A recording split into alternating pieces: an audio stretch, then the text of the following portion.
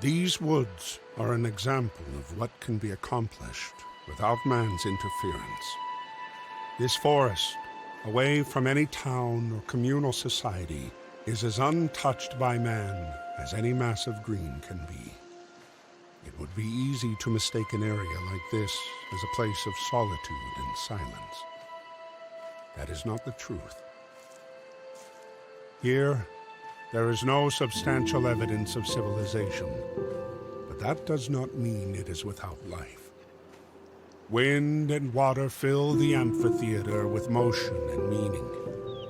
Endless chatter of woodland beings permeates within this arborous cathedral. These are not idle conversations.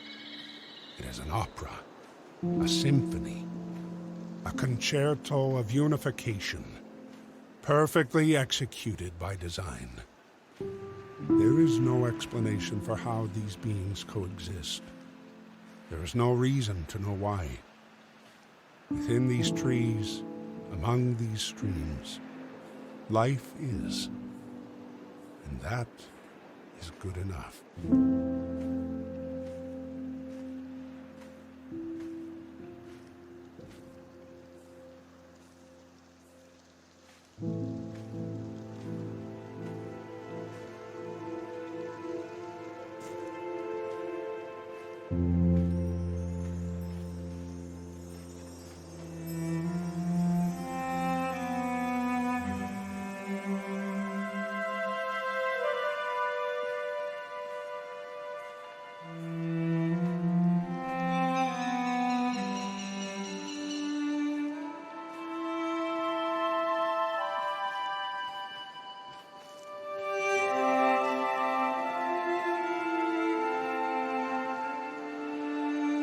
Nature is not entirely benevolent, and yet this does not take away from its beauty. Animals are hunted and eaten alive, with no knowing of anything outside of this forsaken wood. Human life is very much the same. Every day is lived knowing that any moment could be your last. But it is assumed that now is not that moment. Today is not that day. There is a desire to strive for significance, but in the end, every day ends just the same. These vicious beings live doing what they must do to survive, even if it means the end of another creature's life. Does this make them any different than a small rodent burrowing its home within the confines of a tree to seek shelter from the outside world? Even something as beautiful as a flower can be subjected to draining the essence of other greenery to stand a little bit taller and glow a little bit brighter. There is a cruelty in nature that brings about destruction, and yet this forest still stands. Life carries on, even if it's not the life that came before.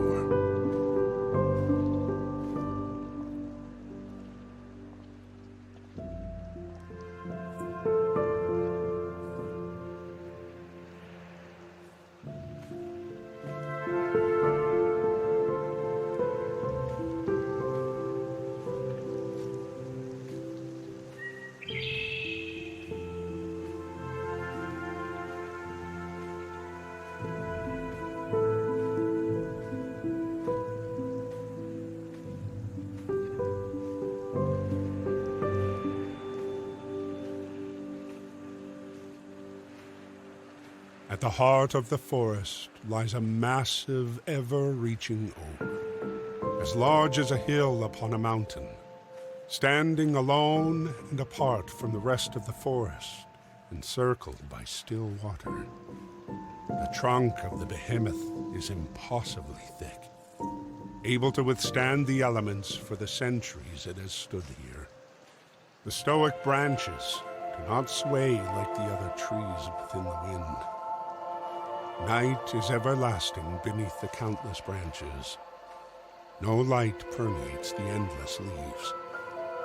There is one thing that this beast of a structure exacts more than any other being on this planet. It endures. It endures the frost of the winter, the storms of the spring, the scorch of the summer, and the collapse of autumn. It endures the loneliness from being different and unyielding. The tree grows taller and stronger with each year, but never closer to the others that surround it. The other trees live, and they will surely die. But this monolith remains to stand the test of time.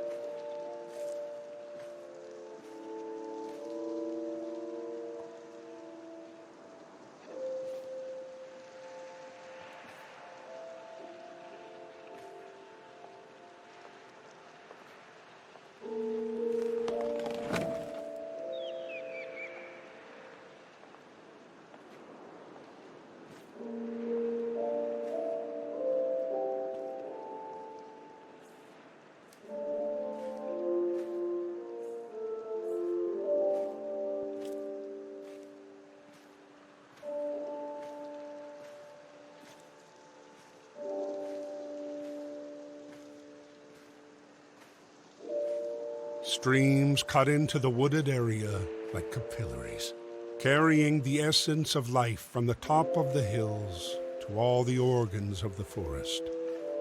The streams swiftly scour the mountainside to ensure the continuation of this Eden, ceaselessly palpitating the blood of the earth. Unlike a standard circulatory system, the cycle of this network of vitality does not return to its source. It only travels downward into the endless expanse of the sea, to nevertheless return as droplets in the rain. Following the streams is a sure way to reach the colossal peak, if one were not to worry about the definitiveness of gravity. There is only one way to reach that height so directly, and it requires wings. Without a transport of such convenience, one must move onward into the dense arteries of the mountain, where the sun is no longer your companion, and the loneliness truly sets in. The dark takes over, and there is nowhere else but forward. There is no more going